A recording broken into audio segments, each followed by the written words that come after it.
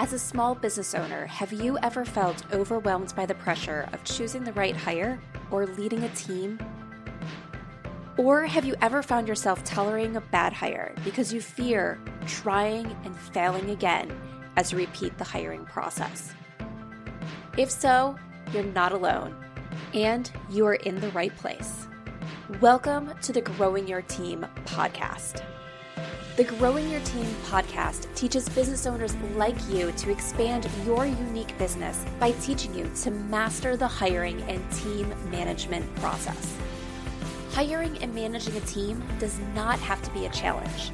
You just have to learn to do it right.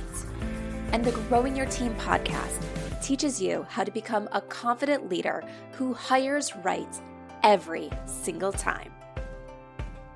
Now, let's jump into the show where each episode you will learn tips on how to identify what type of help you need on your team, how to source amazing candidates, how to conduct interviews that lead you to your ideal team member, how to onboard successfully, and how to lead every person in your business so you have a team of rock stars who you are happy to pay every single paycheck. So let's jump in and teach you how to hire like a pro. Hello, Jamie Van Kuyk here, and welcome back to the Growing Your Team podcast. Today, I have on guest Dana Dowdell. But before we jump into everything, just a quick reminder to be sure you go over and check out the Growing Your Team shop, which you can access at growingyourteam.com/shop. Here, you'll find resources, templates, guides, and recommendations so you can hire and lead the team that you need for your business.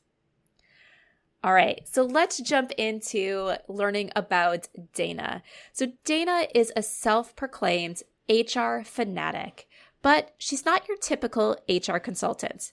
Known for her fresh take on human resources and the small business, Dana is the founder and owner of Boss Consulting HR. She's an expert coach for HR professionals and spearheads 2 different podcasts. But she couldn't stop there. A fierce advocate for mentorship, Dana is also a part-time professor at URI and ECSU, teaching the next generation of HR experts. It's her mission to do away with stuffy, by-the-book HR, and instead to tailor to clients' actual HR needs, values, and culture.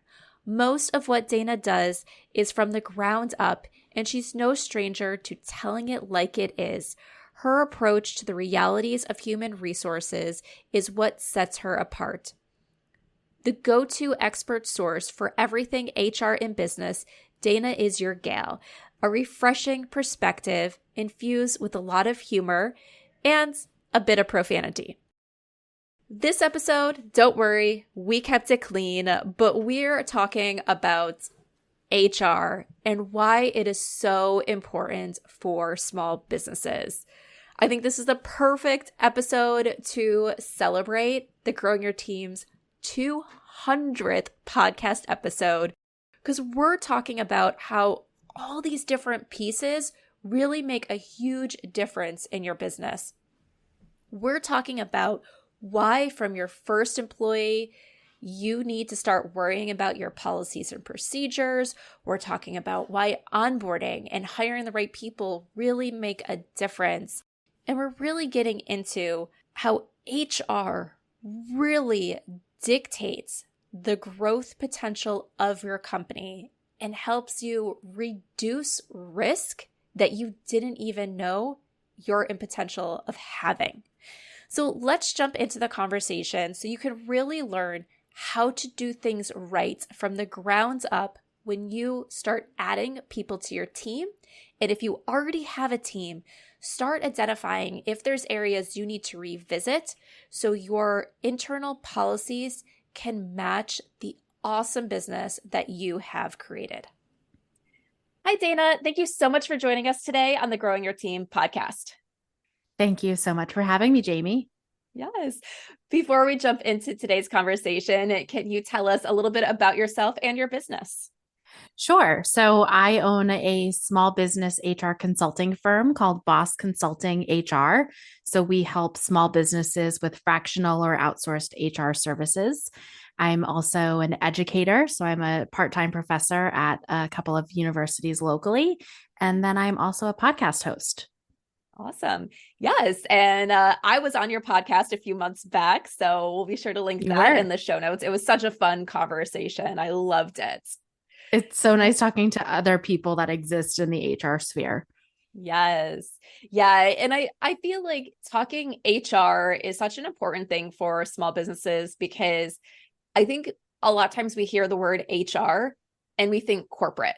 I'm too small for that. It doesn't apply to me. What do I really need to know? Because I have maybe under a certain number of employees based on what their state regulates and things like that. So I feel like even though businesses operate in HR policies and stuff all the time, whether they know it or not, especially like hiring and recruiting and all that stuff when they're small businesses, they're not, I think the term HR scares small businesses.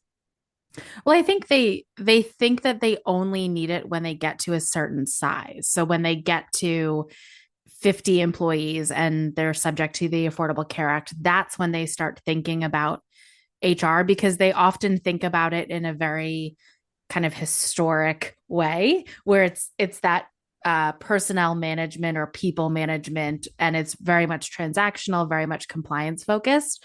But and a lot of the work that we do is it's that, right? Because you have to have compliance within an organization, but it's the people, it's the employee number one is has a need for human resources support and services, and so there's no business too small that needs HR. Yes. Yeah, I totally agree. And I think like, some of the stuff we might get in a little bit when we kind of dive more into, really what is fractional HR and stuff like that. How can we get HR support as a small business? Sometimes we think about HR as this huge, like kind of full-time thing. And we're like, wait, I only have one employee, one part-time employee. Why do I need kind of this full-time support with my business? We think about it, all these things like that's much larger than what we need now, but what we need now are kind of the building blocks. I remember working this last year with an organization where we were bringing on a senior leadership role, and all of a sudden like red flags went up that I'm like, oh my gosh, you need to talk to someone HR because they're going to make an offer. And I was like, all right, well, we need to talk about this and this because this person's going to have questions. And they're like, I don't know. I just offer whatever I feel like to each employee when they come in. And I was just like, no, no, no, no, no. Like, we cannot do that. You need to start getting things standardized. You can't decide your vacation policy for each employee that comes in. You can't decide these benefits for each employee that comes in because, one, how do you keep track of that? And two, like one of the things that was so like the reason why it's such a red flag for this organization is every other person on their leadership team so far was a male, and this was their first female. And I'm like, you cannot be offering the female anything different, anything that could be seen as less than the men on your leadership team. Sure, the optics are of it are huge, and that is the story I think of a lot of small business owners where they have employee number one and they come up with a plan and they don't put anything in writing, and then it comes time to hire their second employee and they're either forgetting what they offered employee number one, or that second person comes in with different needs or demands or compensation requirements, and there's no structure, there's no consistency to it. And before you know it, I mean, the more employees you add to your team, the faster you grow. And before you know it, it's like a, you know, Like that a snowball. turf.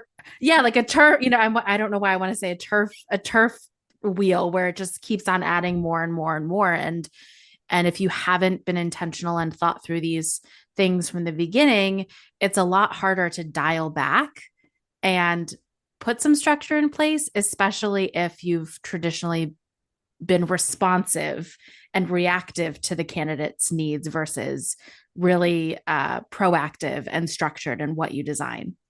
Yes, yes, definitely. And I feel like part of that is because when we go to hire our first teams, we just don't think about those things yet. We think about, I need somebody.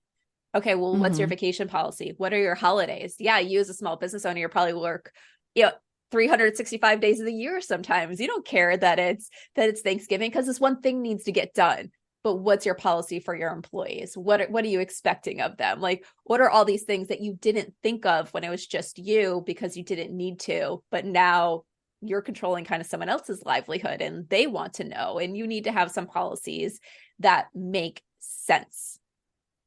Well, I think it's even before you bring in benefits to it, it's how are you training this person? How are you onboarding this person? What does their first week, 2 weeks look like?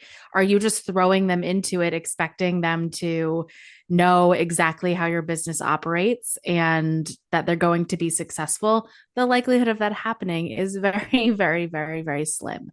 And stuff like resources, telling them where to park on their first day, like all of these things you have to think about, and they all tie into how you are viewed as an employer for current employees, for future employees, and what your reputation is as a viable employer.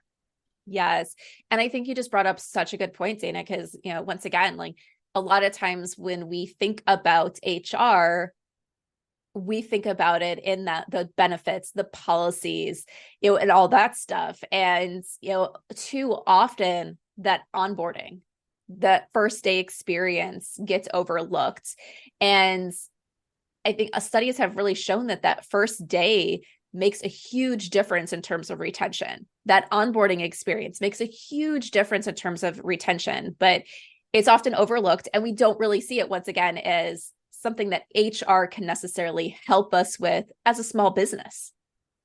Well, and I think if you're a small, I think about myself, right? I'm a small business. I was a party of one for the first 4 years of my business. And then I hired my first employee in 2021. And when you're in that state, you are working in your business, right? I'm a service based business. So I'm working one on one with clients. And so when I onboarded my first employee, my day was stacked serving clients. And I think a lot of small businesses find themselves in that spot where how can I put the time and attention and intention into training someone when I have to make sure all of these things are already attended to, or all of these clients are served, or I have to work the cash register, or whatever it is. And that's okay, right? You can't shut down your business just to train someone. But I think the key in those situations is the communication of what is happening. Yes. If your first couple days of training is that they simply just job shadow and that's what you need them to do, then just communicate that expectation. It's not that you just don't onboard them and don't put thought into it or intentionality into it, but you have to communicate what they can expect in their first couple of days with you. Right. Right. Exactly. It's one of those things when I'm working with clients and we go to create onboarding plans, they always take longer to onboard and train an employee than they think it's going to. And what I sit there and say is, let's say it's a full-time employee, you don't have 40 hours to train someone that first week. So what are they going to do the rest of that time? And you have to realize, because you don't have 40 hours and because the way people learn and absorb things, it's going to take X amount of time to get through everything that you want them to get through. And that's kind of that wake up call. And they immediately go, you're right. How am I supposed to spend 40 hours in training someone when I still have clients to serve? I Mm-hmm. can't be talking through everything that I'm doing. So there are some things where they can shadow and watch, but you can't, it slows you down to have to talk through and train every step of the way. So when are you going to train? What are you going to have them do when they're not training with you? So they're not bored. So they're not feeling like, did they even know I was starting this week? Right. Like, showing up. Like, one of the things I always talk to clients, and they're like, oh, this person can start right away because they're currently between jobs.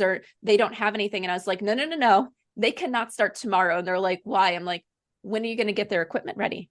When are you going Mm-hmm. to get their email address? When are you going to get their logins for the systems that they need to be able to access? That are like, oh, oh, that's right. I have to do that. I was like, all that stuff needs to be prepared for their first day. Otherwise, that first day is a waste. Well, I think in that switching, when you switch from operations focus and just being so focused on having a person in a seat or a role filled, and switch the lens to being more people focused, then you start to realize that all of those things matter. Yes. Something as simple of what's the dress code, where to park, do I need to bring a lunch that day?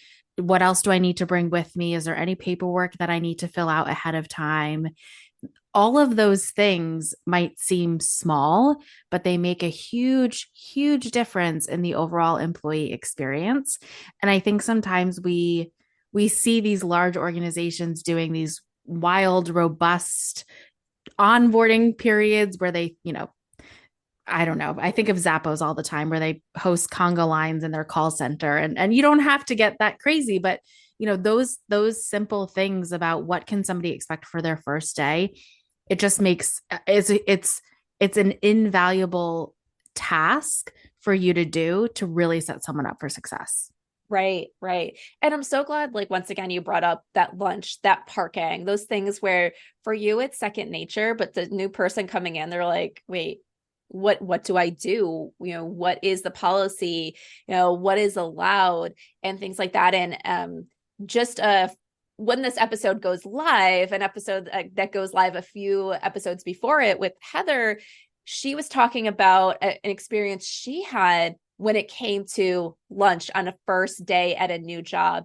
And one of the things that she had mentioned was the entire office got together and took their lunch break together at a room, and everyone brought their lunch. And she was there the first day and didn't have a lunch, but it was her first day and she wanted to meet people and wanted to hang out with the team. So she went with no lunch to go hang out with the team in the office because her bonding with the team was more important than her going to go grab food.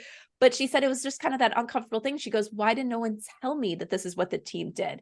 And give me the option saying, this is what the team does. You can hang out with us. It's your lunch break, so you can go get food, but we want to let you know. She's like, once I knew that, I knew to bring in my lunch on day 2 to hang out with the team if I wanted. I knew there was days I could go and leave to go get lunch. But she goes, it created that awkward thing because nobody told me what to do. And a lot of business owners, when I talk to them about that, they're like, they never think about that, of communicating lunch. What is the norm? What can they do? Do you have an hour lunch break for your employees, but where your office is located, good luck them going out and getting something. So, most people do bring their lunch or things like that. Just those, it's so simple, but it's so important to that overall first impression. Yeah, absolutely. And it's setting expectations. What is the expectation of my first day?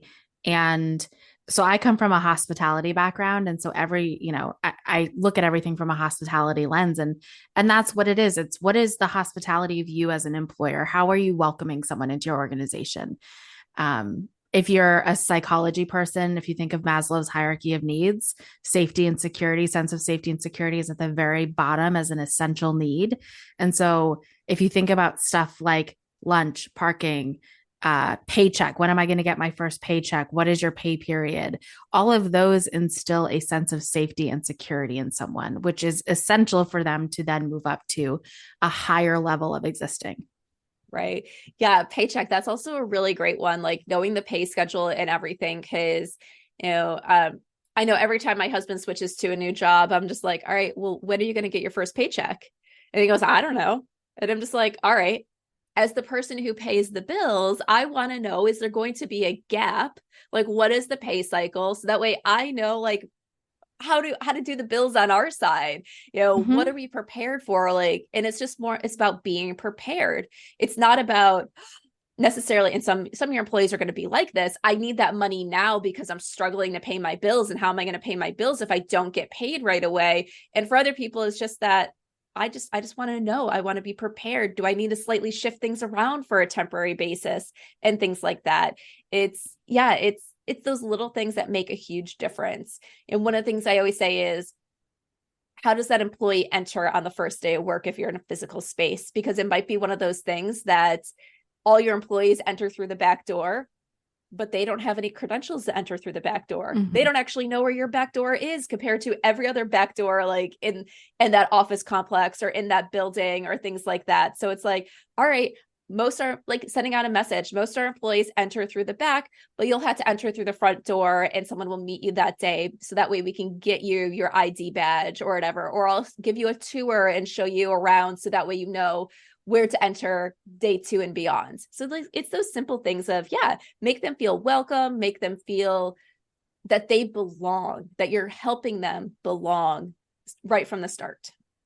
Yeah, it's essential. And to your point earlier, it makes a huge difference in onboarding. You can mess up a day of training and, you know, not have it structured, but have done a really good job for their first day and making them feel welcome and seen and valued and set up for success, and you'll still be fine. It's really those, and it's even before day one, right? The offer process and making sure that they have the information that they need to make the best decision for themselves. I think sometimes like recruiting and negotiating, it's looked at as very salesy, super salesy, right? Like I'm going to sell this person on this job that's not the right fit for them at this low rate just so that we can get this person and their skill set. And when you switch to a people focused viewpoint, it's what information does someone need to know for them to make the best decision for themselves and maybe their family? And that looks like making sure that they have the benefit information and cost before they accept the offer. Don't give it to them after, because what if the benefit premiums are 3 times what they were having to pay before? Right? Like I think we sometimes keep things really close to the chest because we don't want a competitor to know what our benefits look like or what our benefits cost. But in those moments, you shouldn't be worried about your competitor. You're in front of this person that you're trying to convince joining your organization is the right choice for them, but they need to have all of the information to make the right decision. Think about recruiting as you would any other consumer process, right? Before you buy, you research. And if you're giving them the appropriate information to make the best buying decision that they are most comfortable with, that is really essential to the recruiting onboarding process as well. Yeah. Yeah. And I think that's so important. I feel like there's, especially when it's your business that you've built from the ground up, it's your baby. We kind of get into this mentality, and I've had to coach a lot of business owners out of it, is people are lucky to work for me. I'm giving them such a great opportunity. This is such an amazing place. I want to hire someone who really, really wants it. They're not going to care what that compensation is. They're not going to care about that benefit package. And I always have to remind people is people are working for that pay. They're working for that benefit package. They're not working for you just because they love what you produce. Like even nonprofits, people still have to pay their bills. They still have to keep a roof over their head. They still need to have health insurance, whether it's you're supplying it or their paycheck produces them enough income so they can go and get something out on the market themselves. And like, if you're not able to produce for them what they need, they're not going to come work for you, or at least they're not going to stay with you. Yeah, I wish that podcast could pick up on eye rolls. Like I wish there was a sound for eye rolls, because when you were saying that people, you know, the mindset of people should feel lucky to work for a certain employer, I rolled my eyes so hard because, you know, of course you look at your business as the best employer out there. And we all went through the pandemic. We all saw what happened with the labor market, where it became a candidate market and they had a lot of choice to pick and choose where they go.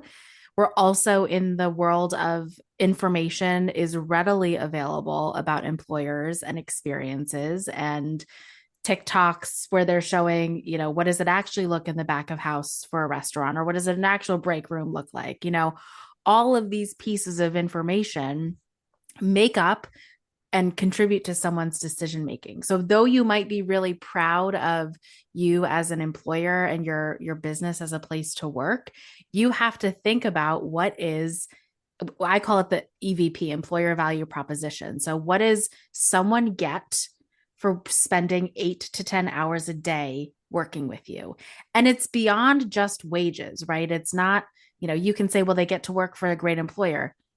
How? There's lots of great employers out there. How are you differentiating yourself to a candidate other than pay to make the 8 to 10 to 6 to 12, whatever your shifts are, worth it for them to spend their time with you. Right. And I think we also have to remember is great employer is based on the employee perspective, not for you as a business to necessarily define. Obviously, you have to do work to become a great employer, but one person could see you as a great employer.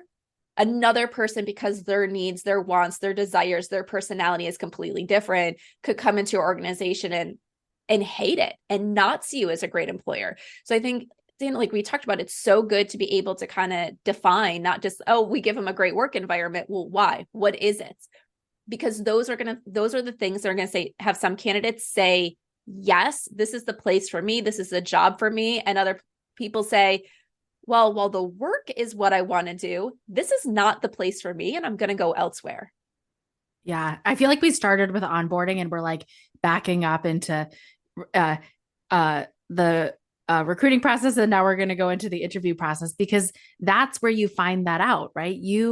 If your organization is really structured and has a lot of policies and procedures and is really clean and tight in terms of how you function and operate, the interview is where you're going to find whether or not your organization and how you run is a good fit for someone. If you're asking someone, how do what type of systems and processes do you like within an organization? And they tell you, I fly by the seat of my pants and I'm a bit loosey goosey and I prefer to just kind of see what happens in my day. That person may not be a good fit for your organization. So it starts at the interview process. Obviously, the onboarding process and training process is kind of the other bookend of it, but that's where you find out where someone's going to be a good fit.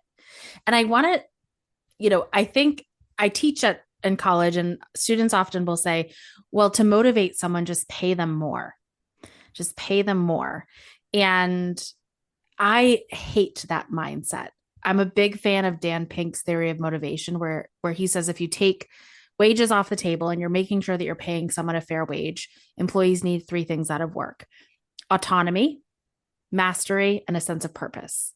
And I think we sometimes get so caught up in the wage nonsense of paying someone a crazy high wage or incentivizing them simply by their paychecks, and we forget about those intrinsic things that are really important to people.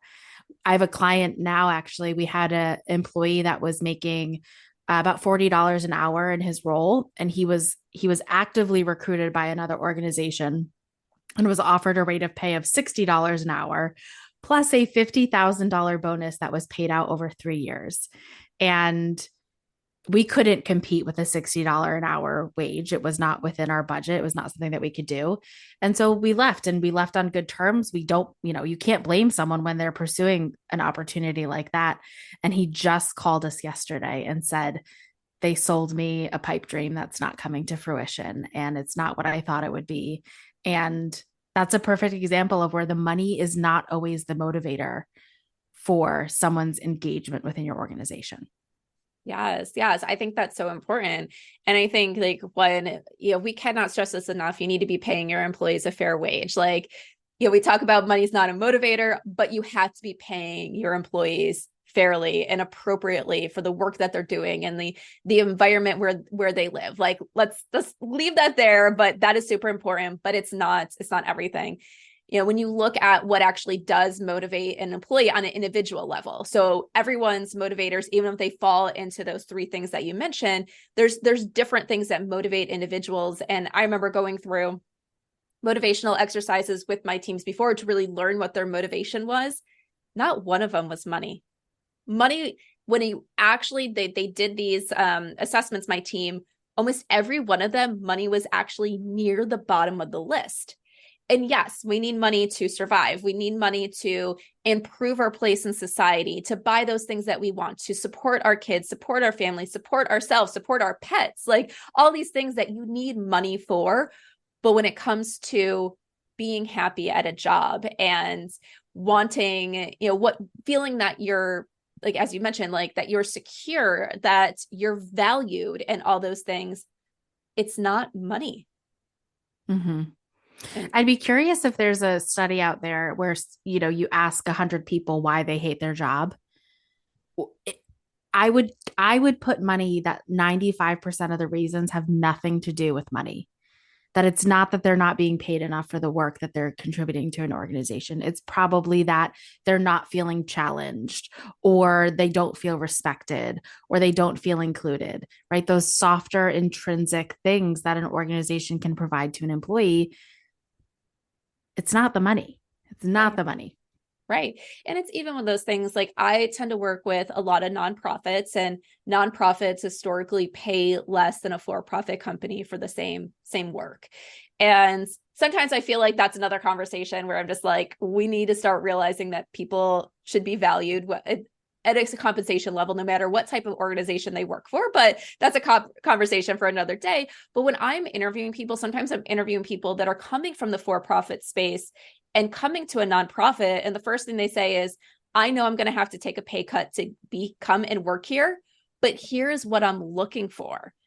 And like, so there's people that are realizing that money is only one part of that equation. And when it comes to their happiness at work, as long as they can pay their bills, as long as they can keep food on the table and a roof over their head, that they want so much more. It's not just money. Yeah, I feel like this is like an infomercial sales pitch for HR consultants, because this is what we do, right? We help employers, hiring managers see all the alternatives within the guidelines of compliance and what's legally required. But, if you're a small business owner and you're going at 1,000 miles an hour, I'm willing to bet that you're just like, yep, $25 an hour, full time, full benefits. That's all you communicate to someone. And this is where HR can really step in and make your recruiting, onboarding, hiring, interviewing process more robust, more closely aligned to your organizational values, help you find the better candidate that's going to fit within your organization and be more successful. That's where our value is. It's sure I-9s and payroll stuff and, harassment handbooks and all of that stuff. That's part of it, right? But it's really the human side of business. Yes, yes. And of course, that brings us right to where I wanted to make sure we got to is at the very beginning, you mentioned the term fractional HR. And I know on this podcast, we've talked about the term fractional a few times, but first, can we start off, just in case people are unsure of that term, what does fractional mean? So fractional HR is essentially, rather than having a full-time HR person on staff, you are taking a fraction of the HR responsibilities and roles and outsourcing it.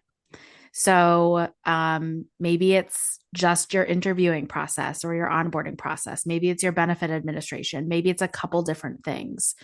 And what fractional HR does is it allows an organization that maybe doesn't have a budget for an $80,000 a year HR professional to come in, or maybe they have a payroll person or an office manager doing their HR. It allows those organizations to tap into a resource for the really important HR functions within an organization without having that $80,000 a year price tag. Yes. And I think it's so important because, as we talked about at the very beginning, people think HR, they think this whole corporate team, and you're like, I can't afford that. I got one employee. But there's ways to get help and ways to get the support that you need from that very first employee on. So you're doing it right. Absolutely. And I think, I have a couple different HR mantras. If it's not documented, it didn't happen is one of them. And then the other one is that it's not a problem until it's a problem. And I think sometimes businesses fall into that where they're like, I have a great team. I've never had any issues. I don't need HR. And it's a very defensive stance on things. And, all it takes is one situation, one issue to have a need to have HR on your team. And so I think with fractional HR, that's one of the values and benefits of it, is that you have that resource available to you before you actually need them. And then when you do need them, they know your organization. They know the players. They know how your benefits work. They know how you actually onboard people. So you're not having to tell the whole story all over again. They are in the trenches with you. before you even get to the point of actually needing them in a kind of a crisis situation. Yes. Yeah. And I think that's so important. Yeah. You're putting the right policies and procedures and everything in place. You're thinking about things proactively versus reactively. And I think like, this didn't happen to someone I know, like one of my clients, but I remember someone coming to me and being like, all right, I want to make sure with hiring, I have all my T's crossed and my I's dotted because someone I know hired a remote employee out of California and they didn't realize like all these things that California requires even from a very first employee, and so they end up getting sued because they didn't have things in their handbook and policies set up in place. And it's one of those things that sometimes we don't think about things like that, but when you have another set of eyes, they can say, hey, hold on, before you hire this person, do you know that you have to think about this, that you have to add this to your handbook, that you have to do these things that you don't even know that you don't know.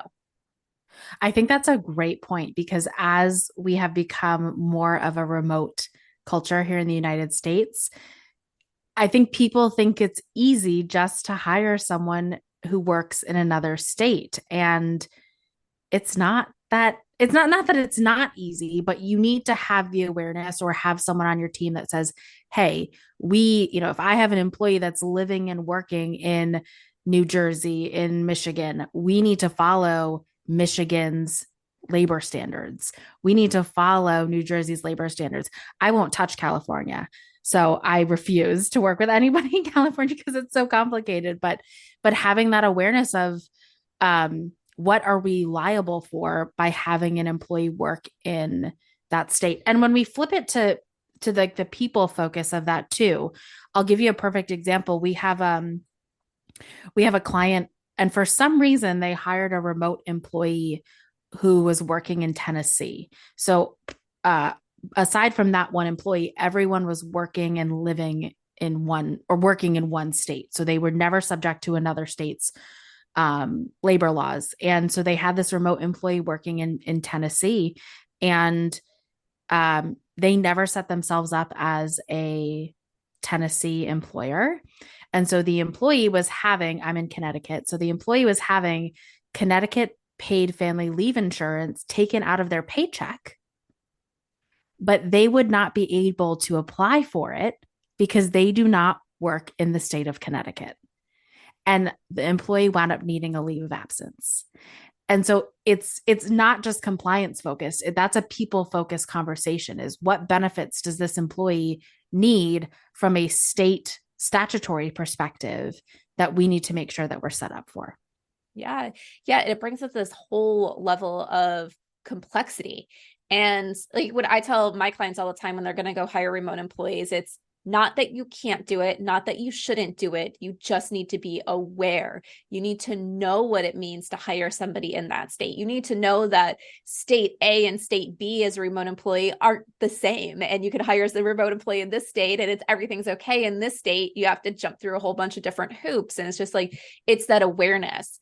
And I think it brings out the power of having a fractional HR person that's on your extended team, because then you don't, as the business owner that's already kind of in some ways underwater time-wise, because that's the reason why you're going to hire and expand your team, you don't have to worry about figuring out all these things yourself. You have someone on your team that it's their job to help guide you and help you figure things out and do all that work without you having to dig into all these guidelines and procedures and requirements and everything yourself.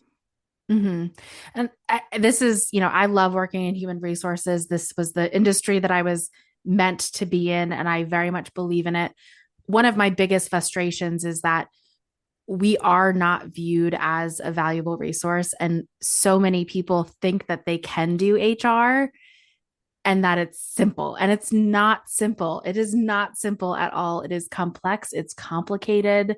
And that's why I think, fractional HR and having an HR consultant on your team, or having, some sort of resource so that you can make sure that you are up to date and complying with what you need to comply with as an employer is really essential. All it takes, especially as a small business, right? All it takes is one wage and hour complaint, one harassment discrimination complaint, one major workers' comp issue. Like, These things can be detrimental to your business. And that's why, I'm a little bit biased, but that's why, this fractional HR is just it's so essential. Yes, yes. I feel like that is so important. And it actually brings up something that I'm so glad you said that, because I was like, ooh, I want to ask about this. And I was almost forgetting is I've helped recruit for a lot of people for kind of like office manager positions or things like that, where it's like HR falls under their to-do list. And I'm just like, okay, you have this person that's not trained in HR doing HR. And I think sometimes there's a difference between just kind of the day-to-day execution of things where maybe they can get trained and then the higher level knowledge. And so one of the things I always ask is, what's their resource? Who are they working with outside to make sure they're doing the right things? It's one thing to have your maybe office manager process your payroll, but are they really the right person to be answering complex payroll questions? It's one thing to have them be like, okay, here's a simple process to sign these people up for benefits, but are they really the right people to be selecting the benefits? Because they actually understand what is required for benefits for a business of your size, for your states, and things like that. I think sometimes when we put these responsibilities on office managers, assistants, executive assistants, and things like that, you're putting a lot of risk and liability inside your organization because they're not being partnered with someone outside the organization to really help guide them. And what's your opinion on that? I agree wholeheartedly, because we see that where it's their skill set is in the administrative tasks or the administrative functions or the payroll functions or AP or AR, the finance side of it. And the complex HR stuff is just not in their wheelhouse. The other thing that we see a lot is confidentiality issues, right? Oftentimes the people in those roles, they are employees, they're peers. And this is not a push necessarily for fractional HR. This is just a push for having someone within your organization that can be a confidential resource. And I find that those that sit in those executive assistant or finance roles, they don't necessarily inherently have the level of discretion and confidentiality that is so essential in an HR position. We hear that time and time again with clients that come to us, and they often come to us with that, where they're saying, we have someone that's doing this in-house, but we have some concerns about confidentiality, or nobody trusts going to this person when they have issues, right? That confidentiality, that sense of trust, that sense of fairness, essential for someone in an HR capacity, whether they're a consultant and outsourced or whether they're, an internal employee that serves in that role. Yeah. And I think that brings up a really, really good point, because when you're looking, let's say for an office manager and executive assistant, you're exactly right. You look a lot for those admin responsibilities. Can they keep us organized? Can they, do all these things to keep the office kind of in line and running smoothly? And we're often not looking for the confidentiality, kind of that leadership management type stuff, where it comes to like, think about, sometimes you use HR. There's problems. I'm having a problem with this employee. Help coach me through it. It's not just about reporting it. It's about getting help with the situation. And a lot of times the office managers and assistants, they're not trained to do that. Yeah. And I will say, this is a plug for independent consulting companies, because depending on your payroll provider, you might have that service built into your payroll services. A lot of the larger payroll platforms are advising you can get an HR consultant for $99 a month, or, and that's great for the right organization. The nuances of your organization are so essential to the conversation, and understanding the players, the history, that is really key to good HR practice. I had someone ask me if they could pay me literally just to write their employees up, because they just didn't want to do it. And I said no, because those types of conversations should be had with the manager with a support from HR. And so having those relationships established are really important when you're dealing with the people process. If I just go into an organization and start wreaking havoc and doing layoffs and, writing people up, that doesn't instill any more trust in the organization by the employees. So finding someone that you feel can get to know your business, get integrated into your business, and can support your business on a personalized level, I think is the way to go. Yes, I 100% agree there. Like these topics, what they're going to help you with, they need to know your business. If you're having problems, they need to understand what's going to work for your business, what's not. If you're having, let's say, attendance problems, there are methods to kind of overcome that work in one type of business and one type of industry that you go to apply it in another one. It's not going to make sense.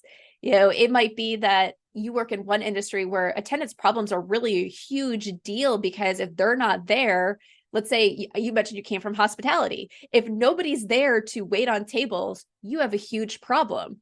Another business where maybe everything's remote and who cares when the employee does their work? So you create a policy maybe around more flexibility. They're not the same thing's not going to work in both companies. Right. And I get so frustrated when people buy handbooks off the internet or like adopt handbooks from their brother's company or something like that, because needs to be customized for what is specific to your organization and statewide too. I mean, different industries have different. In Connecticut, there is generally no report in time requirement, but there is for certain industries. And you're not going to know that if you're buying a handbook off the internet from your payroll provider, or you're, taking your handbook from your last employer before you went on your own and just slightly adopting it to be yours. You're not going to know those things. So get a And if you're professional. like me right now, you're going, okay, I have never heard that term report in Oh, requirement. I report have and pay. no idea what you're talking about. So maybe Oh, I need to work with somebody. so some states, Rhode Island is one of them, that says that if an employee is scheduled to work and they come into work and you didn't call them off, essentially tell them that they didn't have to come in, you have to give them at least 3 hours worth of work or 3 hours of pay. Mm-hmm. Oh, interesting. Okay. Yeah. And see, those are some of the things that you don't know, which is why Mm-hmm. it's so essential to work with someone who this is their job to know this stuff. This is their job to guide them, because yeah, like it's so important, and you can get yourself in huge trouble if you're not doing things right when it comes to HR. So I know, Dana, we have to start wrapping things up. So we might have people Sure. right now, they're saying, oh my gosh, I need to talk to somebody. There's so much that I don't know about HR, and I need to get somebody on my team that can help. So tell everybody how they can get in touch with you.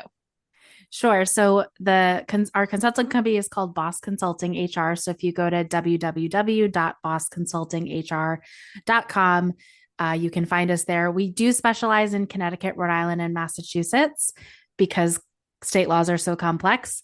However, we do have a good network of other independent HR consultants in other states that we can connect you with. So Awesome. And of course, all the links will be in the show notes over at growingyourteam.com. So if you miss any of those, you can either rewind or go over there and grab those links. And my final question that I love to ask all my guests, we've all had leaders or managers that have stood out to us. Think of a leader or manager that stood out to you and share with us one thing about them. Boots on the ground leadership, meaning showing up, not just emotionally and in voice and email and all of that, physically getting in front of the people that are serving your department or serving your business. Being physically present is really important. Yes, I 100% agree. And of course, this is going to look a little different in remote environments, but it's still possible to do it. You just have to be intentional about it. Yes, exactly. All right, Dana, thank you so much today for joining us on the Growing Your Team podcast. Thank you for having me. Are you getting ready to hire and you wrote a job posting for your open position, but now you're left wondering, will it attract the right candidates? Hiring isn't as simple as telling people that you're hiring and having your perfect candidate show up ready to fill the role. Hiring just doesn't work that way, especially in the current market. The best candidates only apply to the positions that appear to be the right fit for them. If they don't find a connection between their job wants and your job posting, they'll skip over and go to the next opportunity. And in many cases, the reality is it's not the job isn't what they're looking for. It's that the job posting just didn't hit the mark. So is your job posting helping candidates see that your opening is right for them?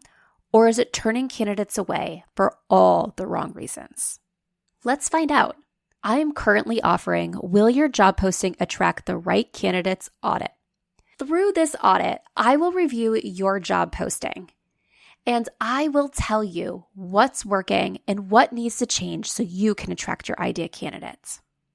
So if you want your job posting reviewed by an expert before it goes live, or if you have a job posting that just is not hitting the mark in the current market, sign up for an audit.